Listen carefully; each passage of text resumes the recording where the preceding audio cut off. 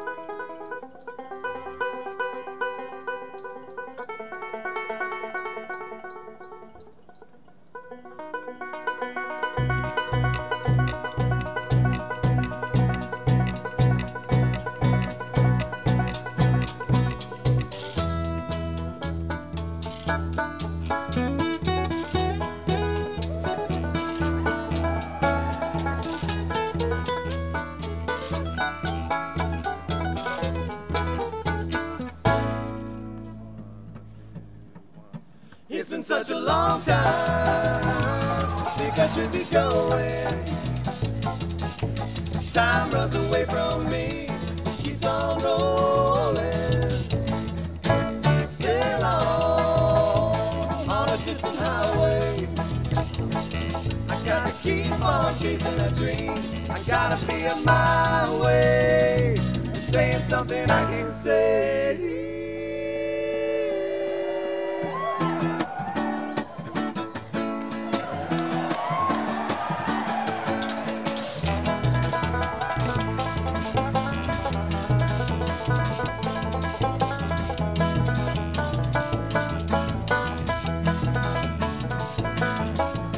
Taking my time, I'm just moving on.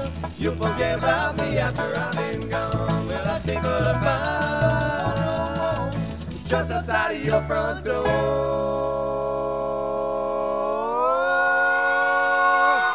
It's been such a long time.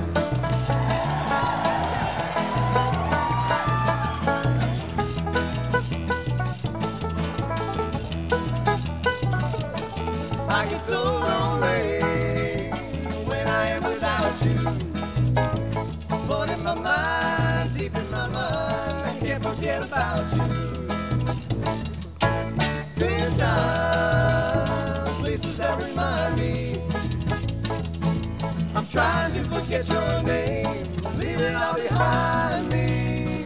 They're gonna have to find me.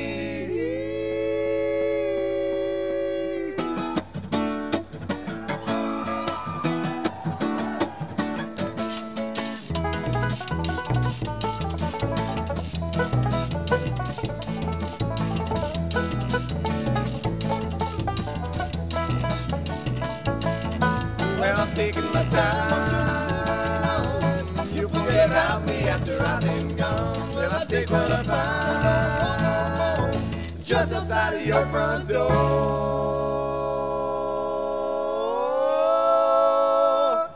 It's been such a long time.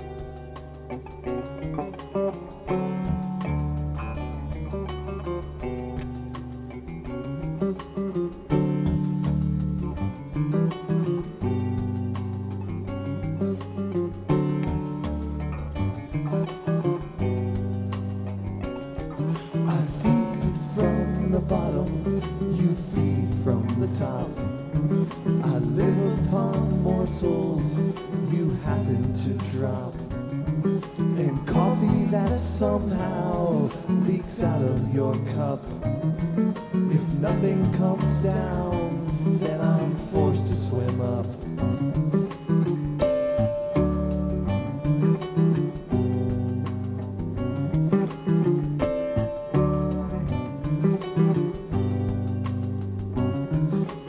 On the way upwards, the colors come back. But all on the bottom is blue, gray, and black. The darkness is cold and perception goes wrong, and the night seems to go on incredibly long. So I ask you why, if I'm swimming by, don't you see anything that you'd like to try?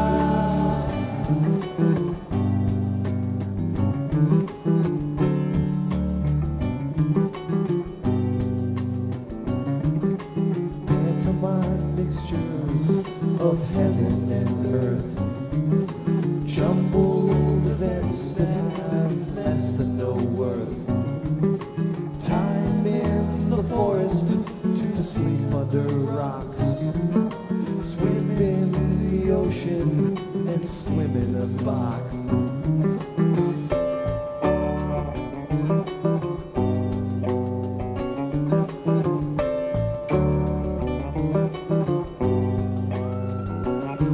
Or sink just below all the churning and froth, swim to the light source or fly like a moth.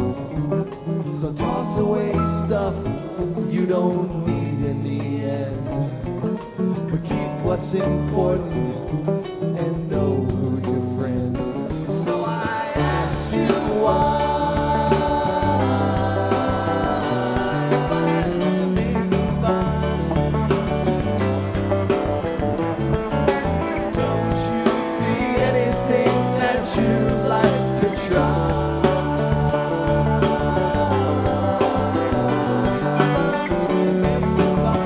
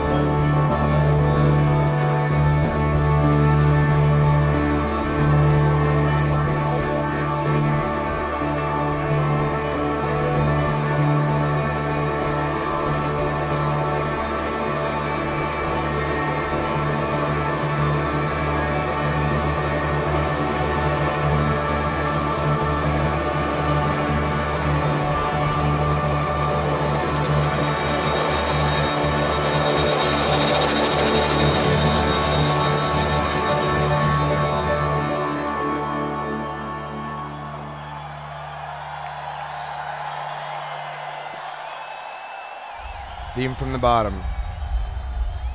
From Boise State University, June 7th, 1995. We kicked it off before that with Foreplay, Longtime, November 12th, 1994, from Kent State University. One of my personal favorite shows. This is Kevin Shapiro broadcasting to you from Radio Bonnaroo, 101.5 FM, WFTZ Manchester. Back here with a bunch of old friends, new friends, taking in this entire Bonnaroo experience, which for me is a first-time thing. And like Brad and I were saying earlier, the Friday night Fish set was fairly momentous. So who knows what we have in store for us tonight. In the meantime, I want to pay a little backward tribute to a song the band broke out at Fenway Park at the first show this summer.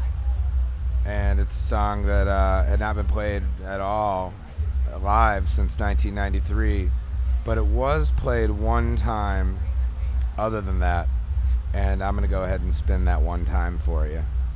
Enjoy.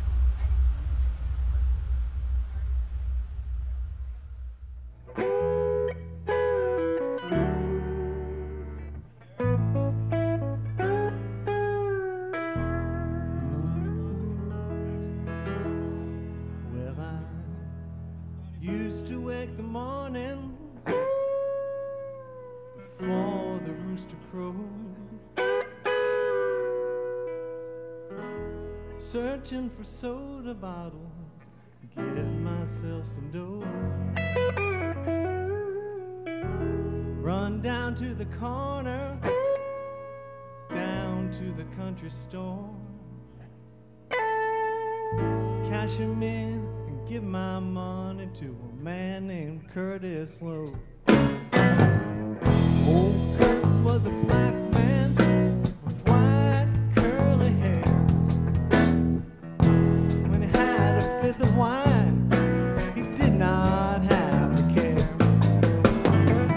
Used to play an old dobro, used to play it across his knee. I'd give old Kurt some money, he'd play all day for me. Play me a song, Curtis Loew, Curtis Loew. I got your drinking money, tune up your dobro. People said he was useless, but then people all were fools. 'Cause Curtis Loew was the finest picker to ever play the blues.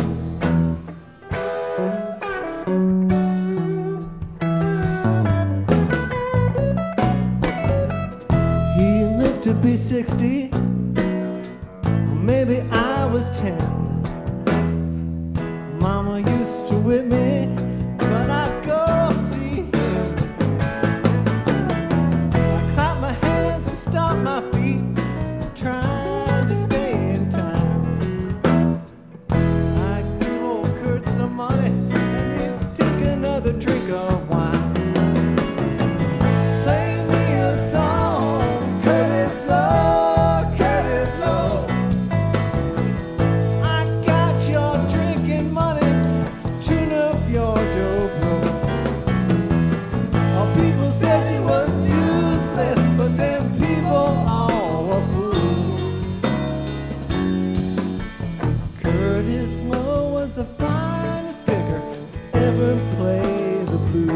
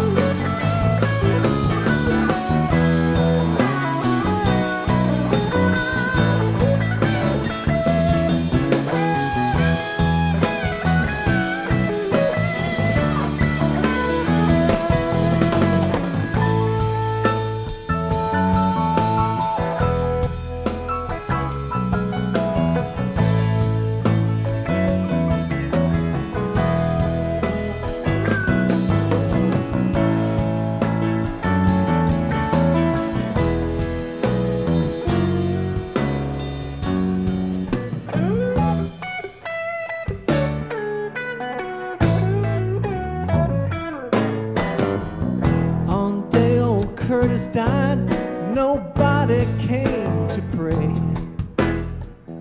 Old preacher said some words and then chucked him in the clay. He lived a lifetime playing the black man's blues. On the day he lost his life, it was all he had. Play me a song, Curtis Loew, Curtis Loew. I'm singing this here song so everyone will know. People said you was useless, but them people all were fools. 'Cause Curtis, you're the finest picker ever play the blues.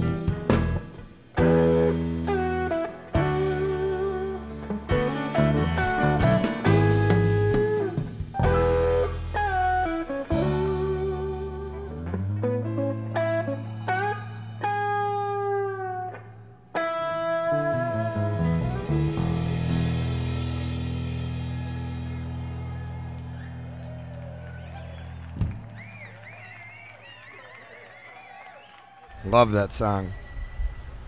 Great Leonard Skinner song, The Ballad of Curtis Loew. That's Loew for the record. And that was from the Big Cypress soundcheck on December 29th, 1999. For those of us lucky enough to take that in, it's a pretty incredible day leading up to the festivities of all festivities. I wanted to send that one out to Mr. Brad Sands because I missed the hell out of you. I'm lucky enough to be joined right now by Mr. Matt Beck, the touring director from Waterwheel Foundation. And we're going to say a few words about Waterwheel and the band's environmental and other efforts, charitable acts that are going on out there on the road. I mean, you know, we all see these things as a great big party, and they are. But there's a lot of really important and meaningful work going on behind the scenes. And Maddie's going to give us a little bit of insight into what it is the Waterwheel Touring Division's doing on this tour. Well, hello, Bonnaroo. For those of you who don't know, the Waterwheel Foundation Touring Division was started in 1997, and since then we've chosen a group from every community that Fish passes through, different local charity, and we raise funds for them to try and help out different positive groups. We have band autographed posters. We do raffles for Red Rocks tickets, all sorts of fun things like that. So stop on by and check it out. We're out in Planet WRUV right now. You can see our trays there at the table now. We also want to give a big shout out to Beth Montori Rolls, without whom none of this would be possible. And It's true. also look for our green crew out there. Ron Quasman's running it these days. They meet every day at 5 out at the Will Call, and they help take care of all the recycling that gets built up at a big event like a fish show. Now, don't you also coordinate with local charities in each city? In fact, we do. We have a representative from the local charity come to the table and inform people about different ways that they can plug in their community and make it a better place. And so we get to leave a little bit of positive energy even after the vibrations of the music are over. Indeed. We're thankful to be out here, and we hope that y'all can come by and check us out and show your support. We're doing a postcard writing campaign here in Planet WRUV to write your senators, your representatives, about clean water issues that are close to your heart. So stop by the Water Wheel Foundation booth in Planet WRUV. Thanks, Kevin.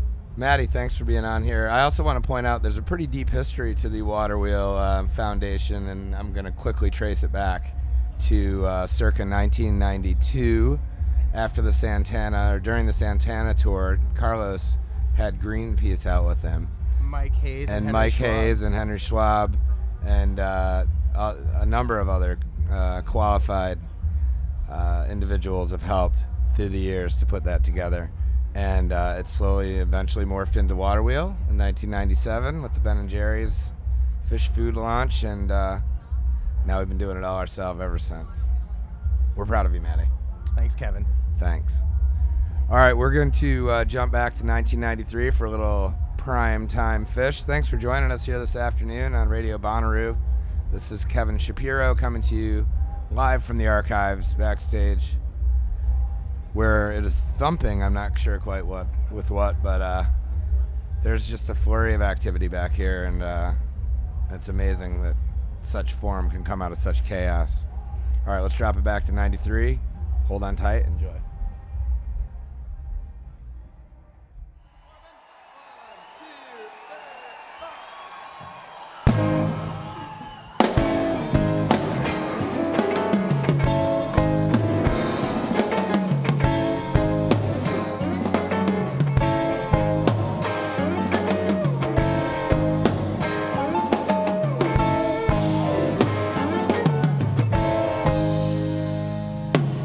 Colonel Forbin stared up at the mountain and wiped away the beads of sweat that glittered on his brow.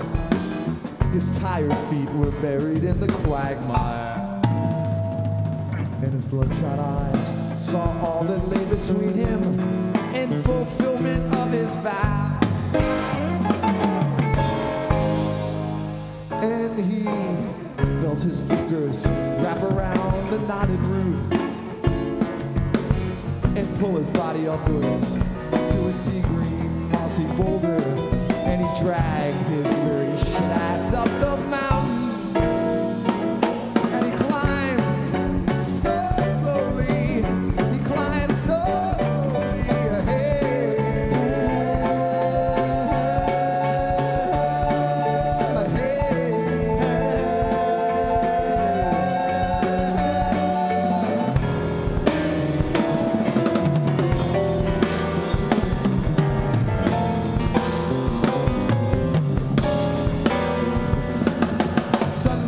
the crack of thunder, and the rocks began to crumble overhead and tumble down the mountain to the dismal swamp that lay beneath the jagged cliffs through which his path had led. And the earth began to quake beneath his feet, and the mighty mountain changed before his eyes, and he stood amidst the sea of dust and rocks and stones cascading down the mountain, and 1,000 birds were heading for the sky. The sacred creed will be yours.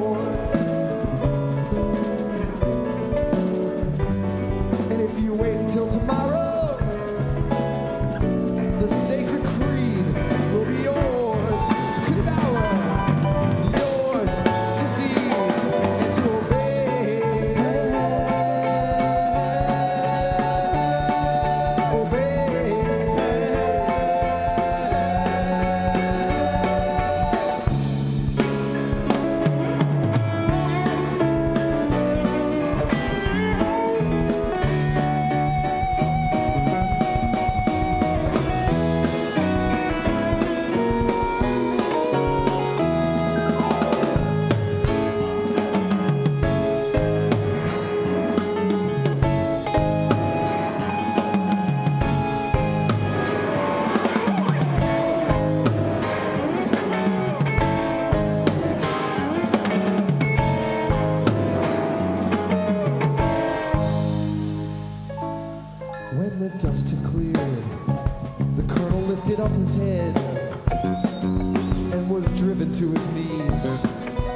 blazing beam of light, and he saw the silhouette that stood before him. And he bowed in reverence, trembling in the shadow of the mighty legend's form.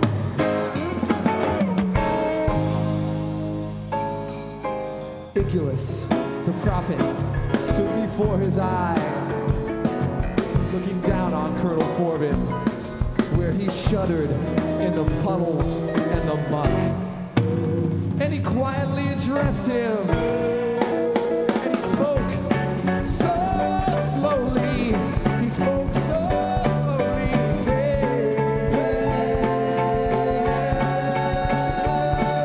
he said,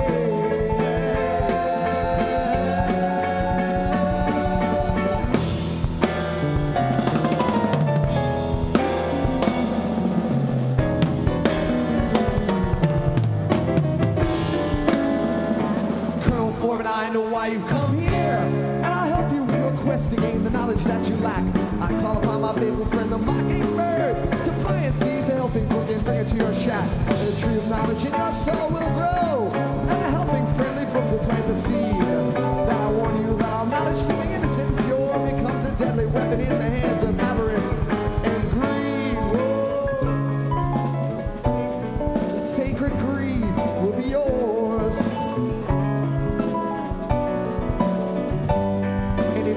Till tomorrow,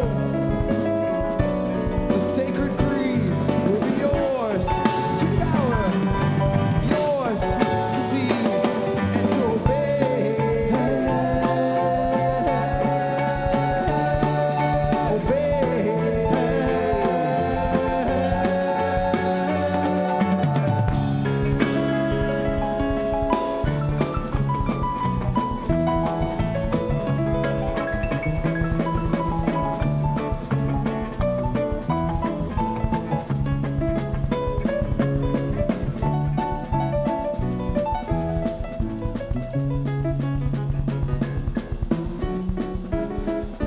It's true what you hear and it's true what you read tonight, people, because just like the sign says up there, Foreman does indeed live.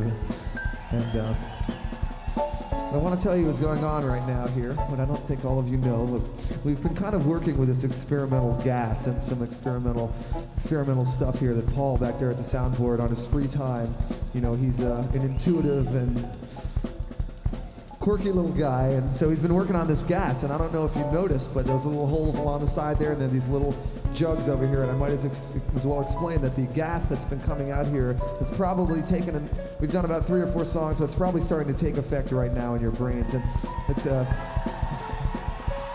what this gas is going to do is that right about now we've kind of planned it out so that just as the gas is starting to take effect, there's one more little thing here we'll do to click it in, but I'll explain to you what's going to happen is you're going to kind of go into this little space for a while where we're going to be able to control things with you, but when you leave the concert tonight, you're not going to remember any of it, or you'll kind of vaguely remember it, but you won't remember if it really happened or not. It's going to basically put you in a trance. It's really a subtle thing, the way this stuff works, but when Mike and I do the vibration of life right now, here we're going to do the quick vibration of life, at which point you're going to start to feel the gas starting to take effect in your head. So Fish, you can just bring it down there on the drums there. Let me see if I can...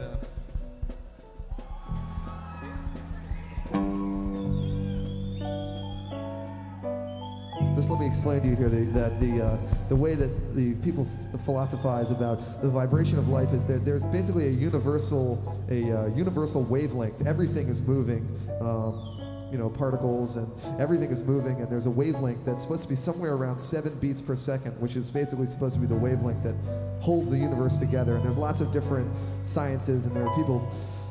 Think about this. So what we're going to try to do here is get the wavelength vibration of life happening here, and this is going to vibrate through your body. You'll hear it coming from the bass, and this is going to start the effect of the gas working in your head. So let's see if we can.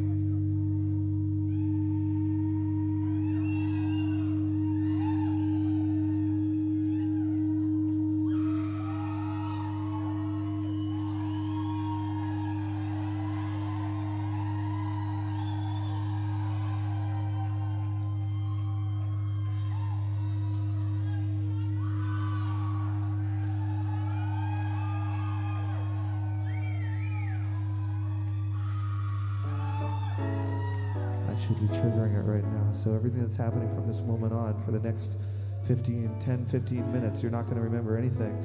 And actually what's going to happen is we're going into sort of a time continuum now. This is going to last for hours and hours, but when you go home tonight, it's going to feel like it only lasted for about 10 seconds. And Paul, you ready? Okay, click it in, Paul. He's pushing in this thing here right now, and what we're going to do is we need actually to get some sound effects here. So we're taking the building, and Paul's rigged the building on a huge pole on the outside. And so what's happening right now is you're feeling your feet, and your feet are basically pressed against the floor. And if you can just feel your feet press against the floor, your feet are now, because if you can just hold on with the weight of your feet, just feel your weight going through your feet into the floor, and your hands are hanging, all your weight is going down, because right now Paul is starting I can feel it, he's tilting the building upside down. And just make sure you keep feeling that the weight of your body going through your feet into the floor, because he's tilting it right now, and we're almost upside down. And okay, now we're there. We're hanging upside down. We're hanging by our feet. So make sure that you keep your feet, because we wouldn't want anybody falling down to the what used to be the ceiling, but what's now the floor. And now that we're hanging by our feet, Paul's going to start the wobbling back and forth button, shaking the building back and forth, and it's just kind of letting everything, Paul, fall out of your head, and you're hanging by your feet here now. We're all just jiggling from the bottom here, jiggling from our feet. As we're standing here, there's sort of some force outside the building now. You're hanging by your feet from the top of the thing. We're wiggling, we're hanging by our feet, we're wiggling. And the bottom of your feet now, where the floor is starting to sort of become transparent. And all around you can see New Brunswick, and you can see up in the sky there New York over here, Philadelphia and Trenton. And what's happening is your bodies are starting to stretch out through your feet. So your feet are pulling and stretching out. And Paul is jiggling the building for us to help us stretch out. We're stretching out more and more and more. And slowly our heads start to leave, and we're kind of going up into space, hanging by our feet. And as we hang, we're getting long and thin and stretching more and more. And you can look down. If you look down, you'll see New York kind of spreading out over there in that direction, and Philadelphia and Trenton and the whole thing, and getting a little higher, and you see the ocean. And now Paul's taking us out over the ocean, and we're hanging upside down by this thing out over the ocean, jiggling around, and he kind of starts to swoop down by the ocean and swoop a little lower, and then he starts pulling up even higher now. We're lifting up higher and lifting up higher from our feet. And as we lift up higher, he starts to tilt it back over again. So you guys can relax your feet now, because we're going to be standing up on the thing again. And now we're basically on this sheet of glass, and we're going out over the ocean. And we're lifting up so that the whole earth starts to get smaller and smaller as we go away. And we're basically kind of surfing through space on this sheet of glass. And you can see out going higher and higher. Slowly the earth kind of starts to disappear, and the moon, and you can see the whole solar system. We're getting farther away in the galaxy, and we start going so deep into space that there's no planets, there's no more stars are drifting off, until it's just sheer blackness. And we're just floating in blackness now on this sheet of metal. And since we're floating in space, we can now disconnect our feet from the thing, and the sheet of glass just starts to just drift away. It just sets us free now, floating in space. We're floating in space free, but we're kind of, any gravitational pull from our bodies is holding us together. We slowly start to drift, and we're drifting and drifting through space, and then off in the distance we see the tiniest little speck. And this is kind of like, if you think about Horton Hears a Who, you know, the Dr. Seuss thing, it's just a little speck, it's insignificant, right? But when we start to get closer to it, we're drifting towards it, it starts to look like a little ball now. And then as we get closer, it looks like sort of an amorphous blob of something going out. It's kind of greenish haze around it. We keep getting closer and closer, and as we get closer, we see that it's huge. It's a huge, massive thing floating in space, and closer. It's filling up our whole field of vision now, but we still aren't up to it. We're getting closer and closer, and now it just becomes green and like an atmosphere, and we're going into this green atmosphere. And we look down, and we're floating in, and we're coming down closer. We start to see some sort of land down underneath us, and we look down at it, and we see a green field drifting off into the distance as far as we can see on one side. We see a huge forest going off in the other direction as far as we can see it. A jagged, enormous, jagged mountain coming up out of the thing. A mountain with clouds all above the top of it. It's so high, it's up in the clouds, and we're floating down, and we realize that we've come to Gamehenge.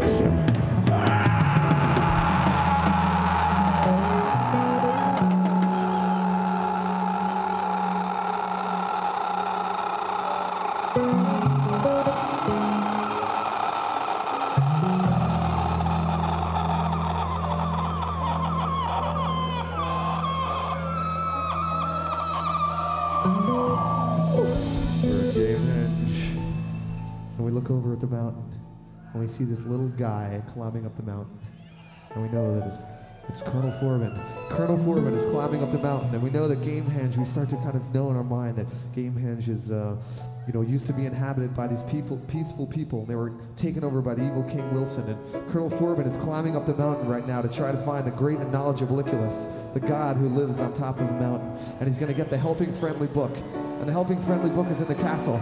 So in order to get the Helping Friendly Book right now, he needs to call on the famous Mockingbird. So we start to see the famous Mockingbird flying out of the sky, and he's coming down, flying down, and you hear him, and he lands on Iculus's shoulder, and Iculus sends him off to get the Helping Friendly Book and bring it back to the people of Gamehenge. So thank you for coming with us. We're still in Gamehenge now, but when you go home, you're going to think this was all just some story I told because of what the gas did to your head, but really it actually happened. Here comes the famous Mockingbird now.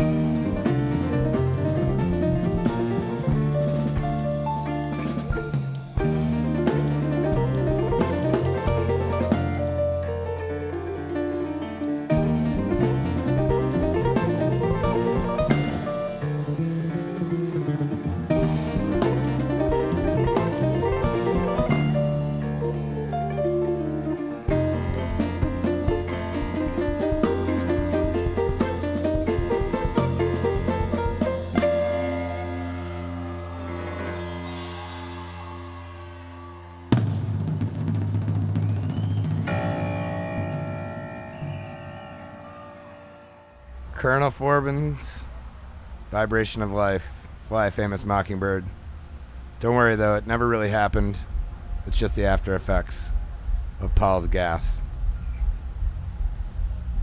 Classic show. May 3rd, 93.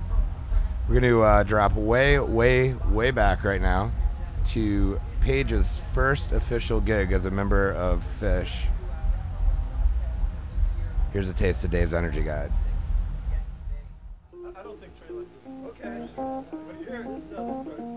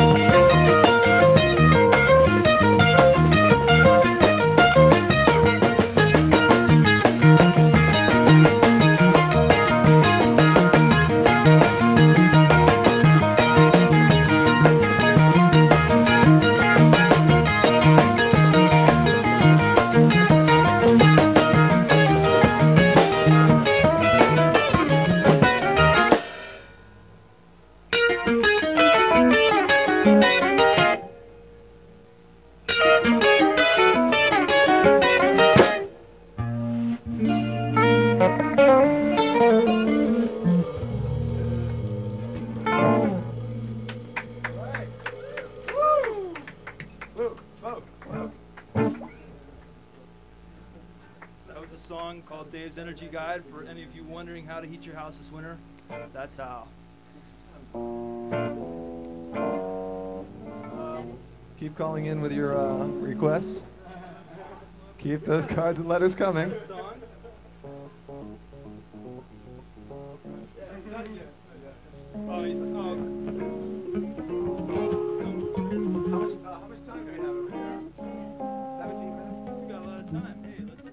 Dave's Energy Guide, Page's first gig as an official member of Phish, September 26, 1985 on WRUV. Exposure, bringing a little full circle, crossing levels here, taking ourselves back to the radio broadcasts of days gone by and turning them into the radio broadcasts of today gone by. I hope you like that. Well, let's quite to 2001. Also Sprach Zarathustra, September 29th, 1999, from the Pyramid in Memphis, Tennessee, home of Elvis and the ancient Greeks. This is Kevin Shapiro from the archives, coming to you backstage at Bonnaroo on Radio Bonnaroo 101.5. Radio Bonnaroo is WFTZ Manchester, and thanks for having us. So I want to go to a pretty deep cut here. It's from a work tape or demo from Circa 1993, and I'm not sure it's really been heard anywhere, so here's the debut. I want to send this next track out to my friend Doug. You know who he is, or you will. All right, check it out. Okay, well, the winners of the contest, Doug Nug and Aaron Kearns, please go to the water wheel table to get instructions on how to claim your prize. Thanks. Henry's water wheel table.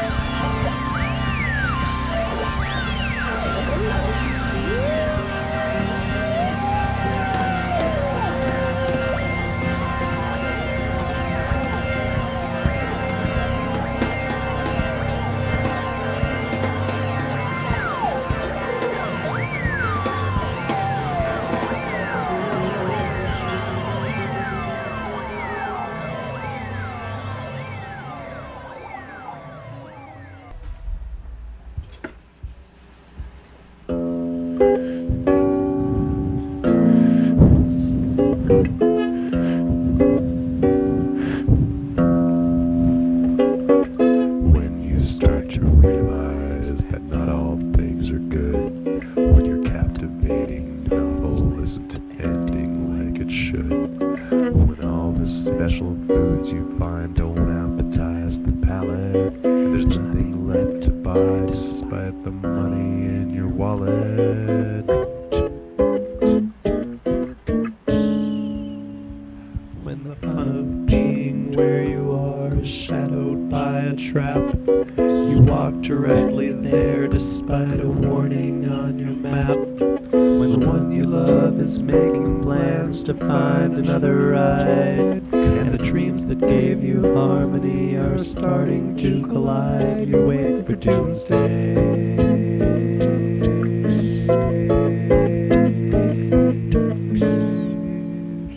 You wait for doomsday. It's not the ending of the world, it's the souring of sweetness, it's enthusiasm hurled. You wait for doomsday, because you tried to see the light. You were fooled by a sage who tried to paint the future bright.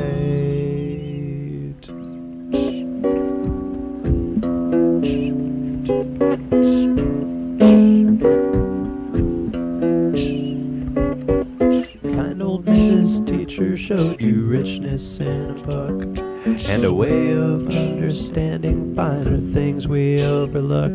You smiled when you learned that there's always deeper water, and the character that swims in it will always end up wiser. When you realize a tragedy is starting to unfold, and the character now suffers 'cause he tried to break the mold.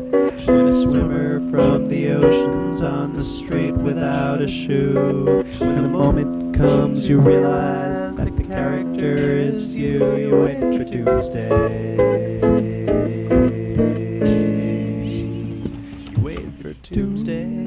It's not the ending of the world, it's the souring of sweetness, it's enthusiasm hurled. You wait for doomsday, because you tried to see the light. You were fooled by a sage who tried to paint the future bright. Focus now ahead, it's okay, it will be good. Make some plans to celebrate the coming of what should.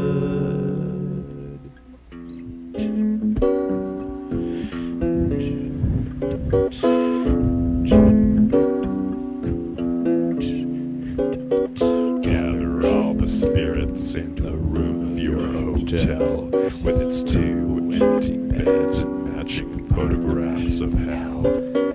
Ask them now to help you as you lower your facade. Let them in your soul as you kneel and pray to God.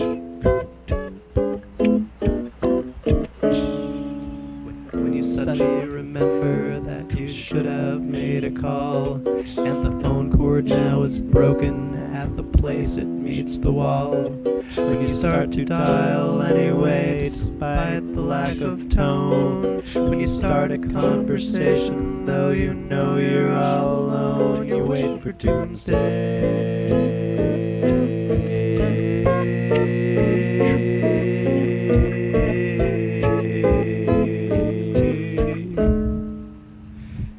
For doomsday, it's not the ending of the world, it's the souring of sweetness, it's enthusiasm hurled. You wait for doomsday, because you tried to see the light. You were fooled by a sage who tried to paint the future bright.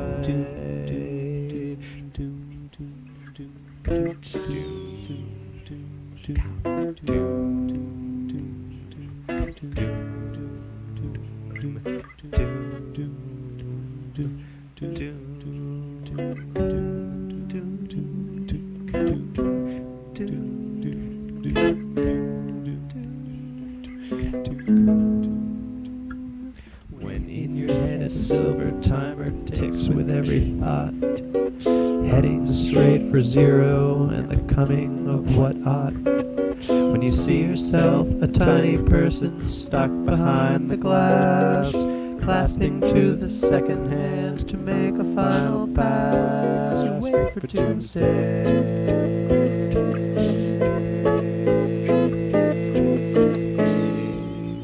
You're waiting for doomsday. ending of the world. It's the souring of sweetness. It's enthusiasm hurled your way to doomsday. Because you tried to see the light. You were doomed by a sage. Tried to make the stage bright. You wait for doomsday. It's the ending of the world. It's the souring of sweetness. It's enthusiasm hurled your way to doomsday. Because you tried to see the light. You were fooled by a sage. Tried to paint the stage bright. You wait for doomsday. It's not the end of the world. It's the souring of sweetness. Enthusiasm on your way for doomsday. Because you tried to say you're fooled by a sage. Tried to paint the stage bright. Because the ending of the stars.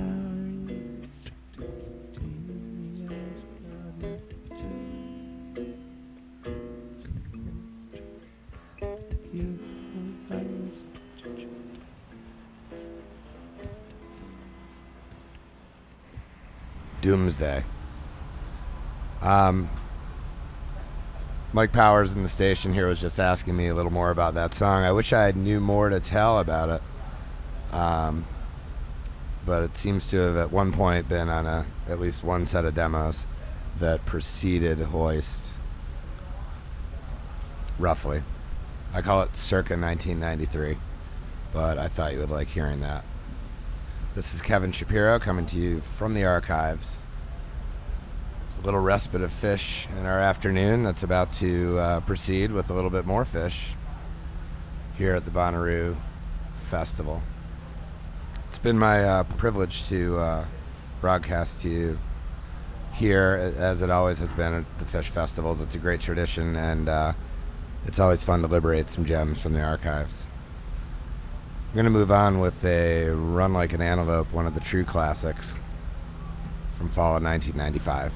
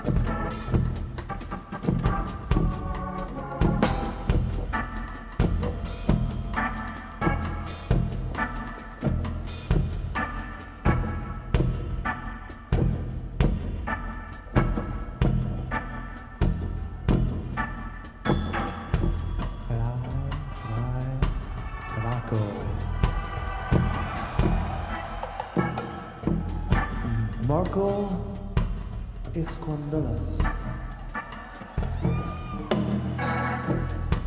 Opinion to have any spike man.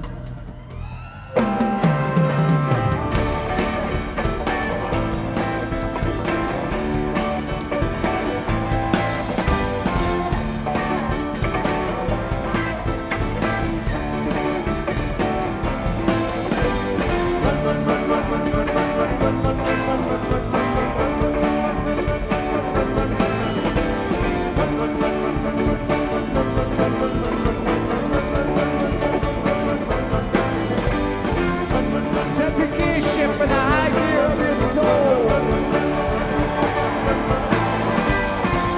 You gotta run like an antelope, out of control.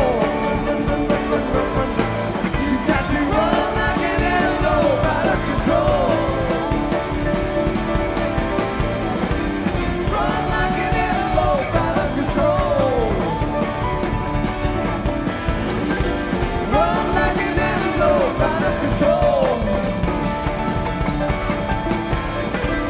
Run like an antelope, out of control.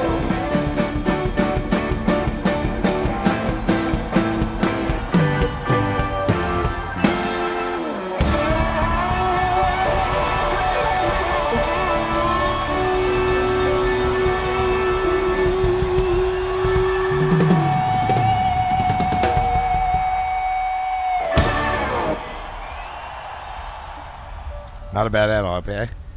That was Run Like an Antelope, October 24th, 1995, from Madison, Wisconsin.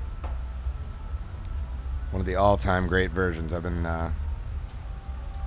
meaning to play that since the Clifford Ball broadcast, #1. This is Kevin Shapiro, coming to you from the archives on Radio Bonnaroo. Thanks for joining us this lovely afternoon. Things are heating up over here at Bonnaroo.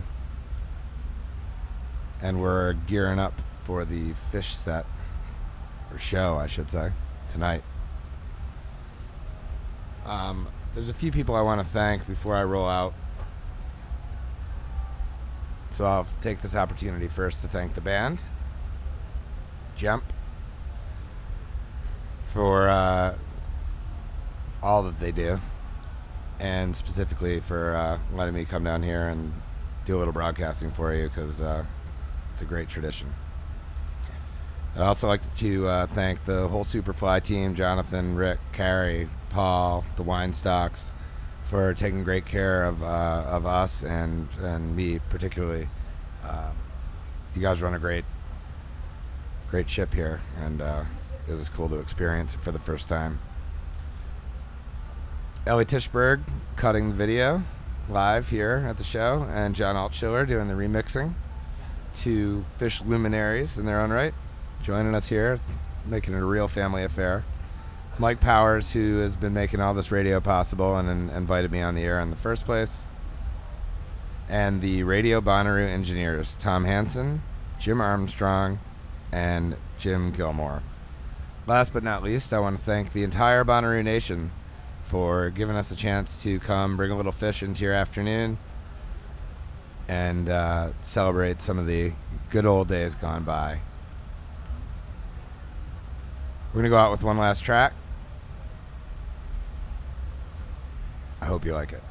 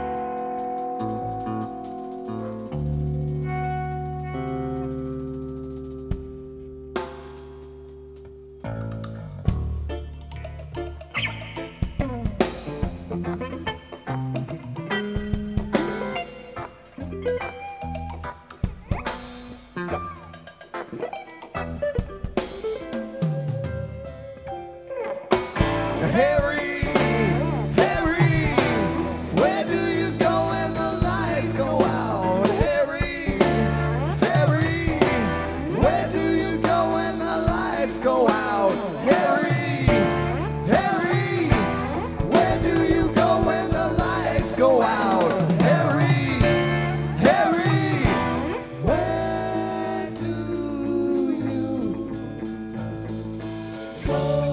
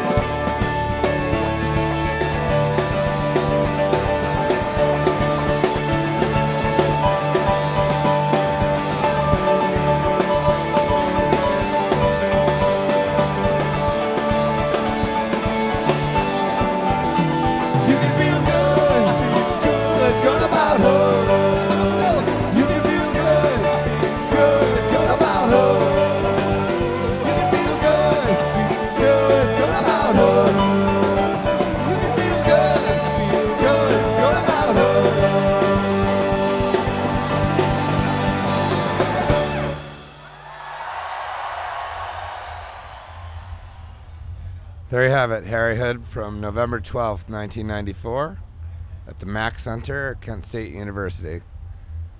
Great show. Some of that is filler on the Salem Armory show from 12/1/94. This is Kevin Shapiro coming to you from the archives on Radio Bonnaroo 101.5 FM, WFTZ Manchester. As always, it's been an honor and a pleasure to share these fish moments with you. Thanks for listening. I'm going to pass it off to Hamill on Radio Bonnaroo.